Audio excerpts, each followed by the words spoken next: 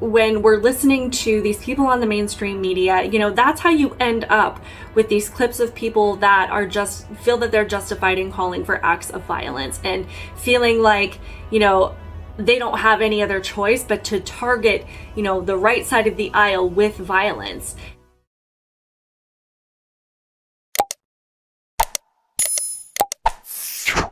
Hello, welcome to my channel, Outspoken Samantha. On my channel, I like to give my opinion and perspective on things that are happening today, things that I think actually matter to everyday people, especially those of us that are trying to raise children in the insanity known as today's society. We are not CEOs of big corporations, we are not part of the mainstream media, and we do not live in the Hollywood bubble. We are also not politicians in Washington, D.C., but we do have to live with the consequences of the decisions being made and the narrative being pushed by the people in the previously mentioned categories. If you feel like that describes you and you know exactly what I'm talking about, please like this video, share it, also leave a comment below. Also, be sure to subscribe to my channel. All of these things help me to grow my channel and to reach more people who value logic, reason, and sanity. That being said, let's get into today's topic. Coming from either side of the aisle, it can be easy to assume that when we're discussing issues and debating issues, that we're both pulling from the same pool of information, that we've heard the same thing, we have the same facts, that we're coming from the same foundation, which can lead to a lot of confusion as to why we are so on opposite ends of the spectrum of issues, because if we're coming from the same pool of information, we should at least be able to relate to each other in some way. You know, and we can assume that we're both presenting a stance that stems from this same foundation of knowledge, that we've heard the same things, the same sound bites, that we've seen the same news and the same coverage and read the same articles. So it just kind of makes it extremely frustrating because we assume that the person we're talking to is coming from the same point of reference. When really, in reality, like, we're not even on the same page at all. We're not even reading the same book. It's interesting, to say the least. So, but it does become blatantly obvious who does still listen to the mainstream media, and sees them as a credible source. And the difference between that and the people that, you know, dig deeper and try to get to the root of an issue. So it is really interesting to me when I do get a chance to see a full clip or segment from a mainstream media source, that the reasons we're so crippled in our communication as a country with each other, I mean, those reasons just become so much more obvious. Because if I listened to the mainstream media on a regular basis and really saw these people as a credible source, and this was my primary source of information on how I learn about what's happening in the world, I would have a totally and completely 100% different perspective than what I do right now. And I do think it's important to differentiate between the people that, you know, watch the mainstream media, you know, little clips of it, such as myself, just to hear what they're saying and to kind of get an idea of where their base is coming from, versus those who do listen to the mainstream media with full trust in the information that they're providing. So if I were someone who listened to them with full trust in them as a reliable source, that's where my perspective would be completely different. I would believe that America is a completely racist and oppressive country. I would believe that all cops are bad. I wouldn't know that there was an invasion on the southern border, or, you know, that how many people fentanyl is killing every week and every month. And I would truly believe that drag queens in schools really is about tolerance and acceptance. You know, I'd have no idea that Hunter Biden's laptop is real or that Ashley Biden's diary was verified. There are so many things I would have no idea that were happening, so many positions that I could probably be swayed on, because from a place of trust, some of these people really do sound convincing. You know, they really do sound like they know what they're talking about. They use a lot of big words. They're like, hey, I graduated from Yale. And it really gives us, you know, if you're coming from a place of trust and you really want to believe what these people are saying, if you're looking at them and saying, hey, this person has an education, they paid a lot of money to be as smart as they are, I'm going to trust them, you know, you can be swayed by them on pretty much any topic. So, that being said, as I said before, the guest that I came across, he really sounded like a lunatic. His name is Elie Mystal. I'm hoping I'm pronouncing his first name wrong. It's E-L-I-E. Apparently Eli graduated from Harvard Law, which is one more glaring example of why Harvard Law School is no longer a prestigious school, and nobody should really set their sights on going there or think that it's some kind of major accomplishment to get into that school. He has also authored books. He's a well-known political commentator, and he has a net worth of about $20 million. So, all of these things piled on top of each other would probably make somebody think that, he's got a lot of credibility and someone that you should listen to. So all of these things make it really puzzling as to why when he talks, he sounds like a 15-year-old with social anxiety and just bumbling through a debate club in high school. So the clip is this MSNBC host. Sorry, I did not find out what her name was. And Elie Mystal, and it sounds like they're responding to Hugh Hewitt, who has a radio show. And it sounds like this Hugh Hewitt had some comments about the current situation with the FBI visit to Mar-a-Lago. Apparently we're not allowed to call it a raid anymore because we just kind of switch the meaning of words when it doesn't suit our agenda. But apparently Hugh Hewitt was commenting on the developments in this Mar-a-Lago situation. I couldn't find the clip that they were referring to, so I was just trying to dig and make sure that I kind of got the gist of what they were talking about. But their response is essentially referring to Trump trying to cause chaos and disrupt the legal and the court systems, and according to them, once again, not being held accountable. And apparently Trump also implying that he's trying to rally the troops again and take to the streets. And Elie Mystal interprets this, Trump's words or whatever it is that he said, as a call to unleash domestic terrorism on the country if he is held accountable for this crime. And that Hugh Hewitt was pretending not to know that Trump was implying that he wanted to unleash domestic terrorism on the country. He references the Trump supporters as the ones who are willing to carry out violence in Trump's name, and says, this is literally what conservative white folks do when they don't get their way. They turn violent. He then points to his skin color and highlights the atrocities committed against black people at the hands of white people historically in this country. And then he just says in general, white people turn violent when they don't get their way politically. And he says all the damn time in this country. It's just what they do.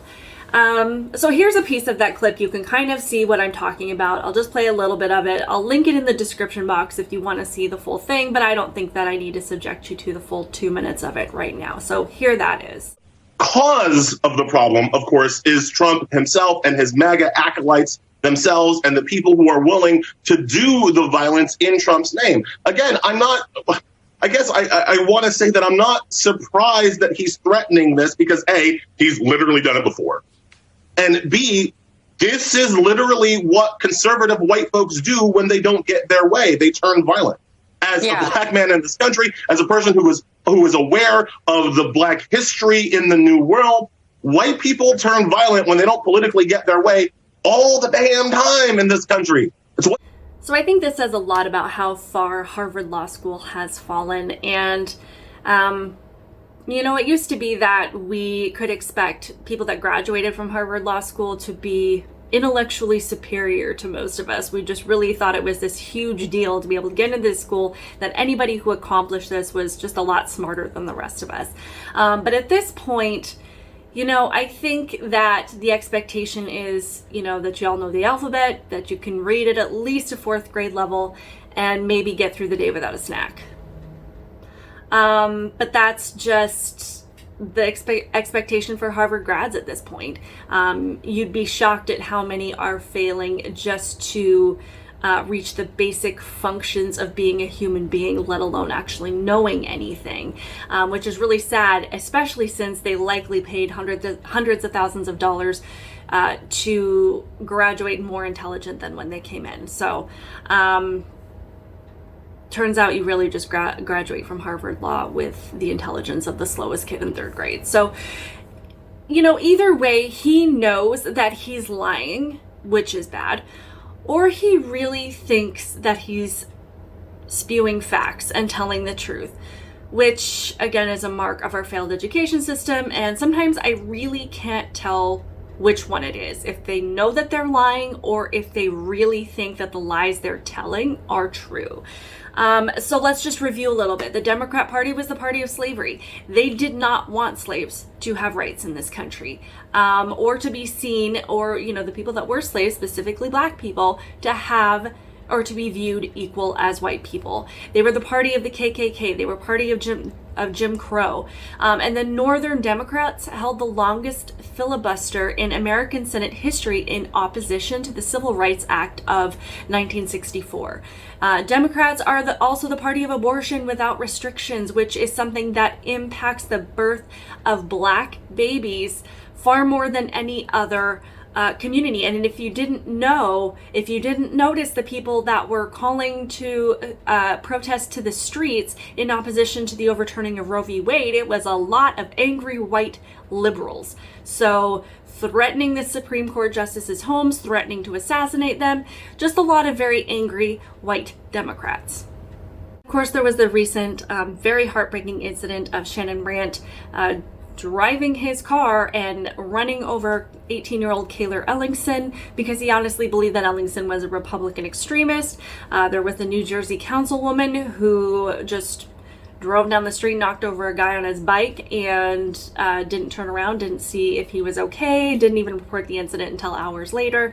And then there was the incident of Robert Tellis, who was an official in Las Vegas, I believe, who he didn't like that this reporter, Jeff German, was digging up dirt on his corruption and some of the things that he was doing behind the scenes, didn't like what his reporting on what he was doing, and just showed up at his home and stabbed him to death.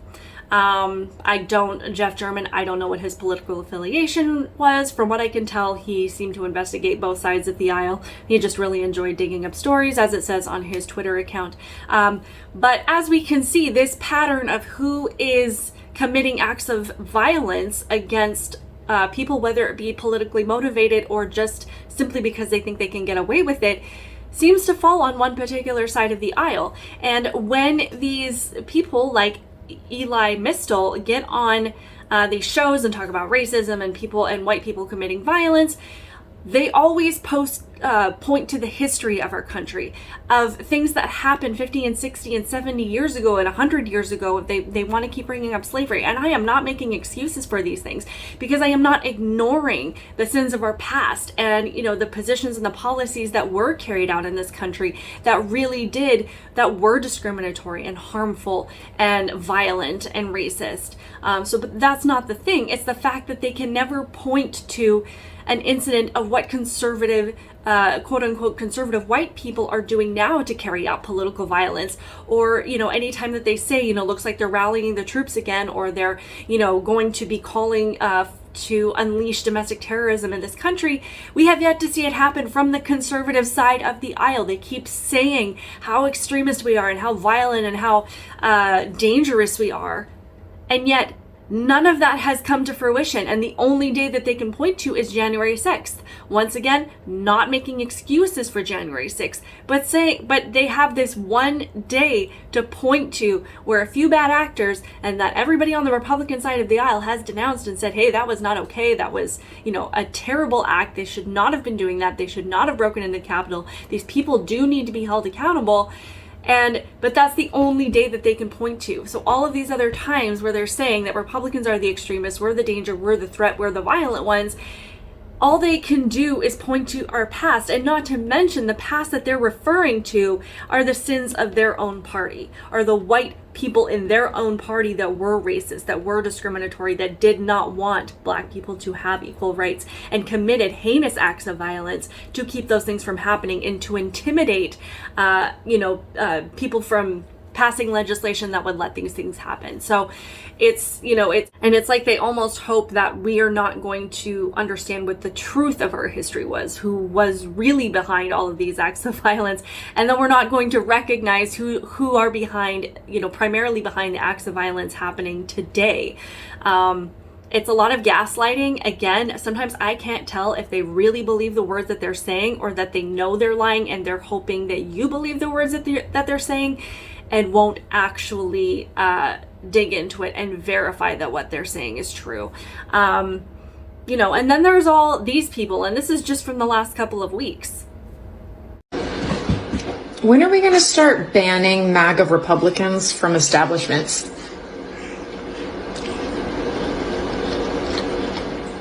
If you're wearing the shirt and you're wearing the hat, don't come in my store. Don't come in my restaurant. I yield the floor, but clearly, this is a literally call to arms in our country. From Republicans, it's not the extremists that we're dealing with every single day. We've got to kill and confront that movement. So I'm just convinced we need to burn it all down, because at this point, I don't know what else we're supposed to do. I'm advocating for violence. I am advocating for violence. So as I said earlier, this kind of thing, when we're listening to these people on the mainstream media, that's how you end up with these clips of people that are feel that they're justified in calling for acts of violence, and feeling like, they don't have any other choice but to target, the right side of the aisle with violence. And when listening to these people, from MSNBC, it can feel like if you're trusting what they're saying, of course it's going to feel like the other side of the aisle really is a threat, and feeling like you can put out there that you're calling for acts of violence and that you feel justified in it.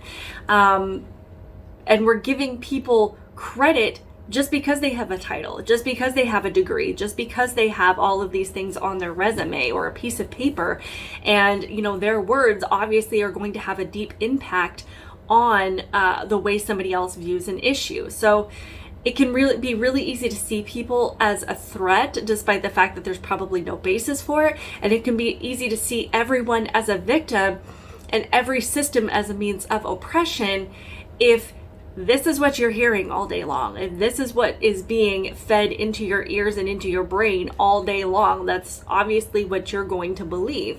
So it's important to remember, we're not coming from the same pool of information.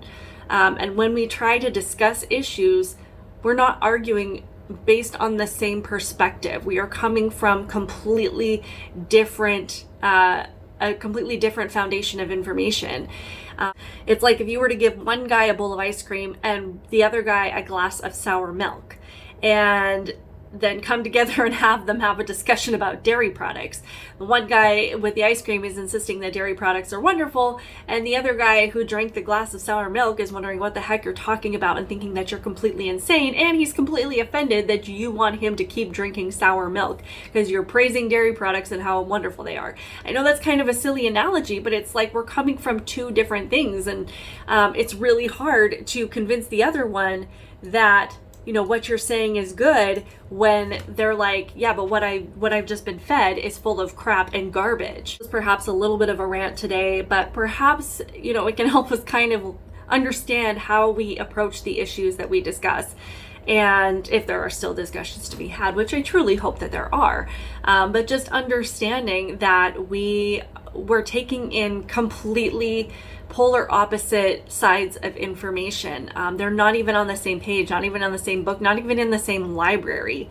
But when we come to these together on these issues and try to even discuss them, it's like we think that the person we're talking to is, has an opinion based on the same information that we have. So I do think sometimes it is important to get at least a basic idea of what the mainstream media is saying and what they're pushing, so that we can have a better understanding of how to discuss these issues and how to approach them, and say, like, I understand that this is what you think and this is where you're coming from, but this is the reality of the situation. And to stop giving people credit just because they graduated from, an Ivy League school, or they have a degree, or, they have, certain things on their resume, because clearly that does not make someone more intelligent. That doesn't make them smarter. It makes them perhaps though I would say not in the case of Eli Mistel, perhaps more articulate in the points that they're making, but that doesn't mean that your perspective is less valuable or less intuitive, or has less merit to it. So that's why I encourage people to keep discussing the issues, keep talking about it, and talk to people that are willing to listen. Obviously, there are people that are just not willing to listen. And as one of my favorite people to listen to, Ben Shapiro, usually says, you know, pick your battles. Like, you have to determine if the conversation is even worth having, because sometimes that time and energy is just really not even worth exerting. It's not worth putting out there, because you know very well that the person on the other side of it is just not listening. Like, they're just looking for a means of fighting with you and arguing with you, and just really wanting their side to be heard, and to really you know, make it seem like you're the problem if you don't listen to everything that they have to say. So, but we also need to be somebody that's willing to open our ears and hear things that are hard to hear, so that we can infuse our perspective in there. You know, if we have more of a desire to listen and to, you know, at least grasp where someone else is coming from, it makes it easier to break down those barriers and have a productive conversation. So, I mean, these are things that I need to be working on, and to make it a little bit easier for me, because I do hope to have a positive impact and to be able to help people at least have a better understanding, and at least, you know, unify a little bit more, so that we can still talk to each other.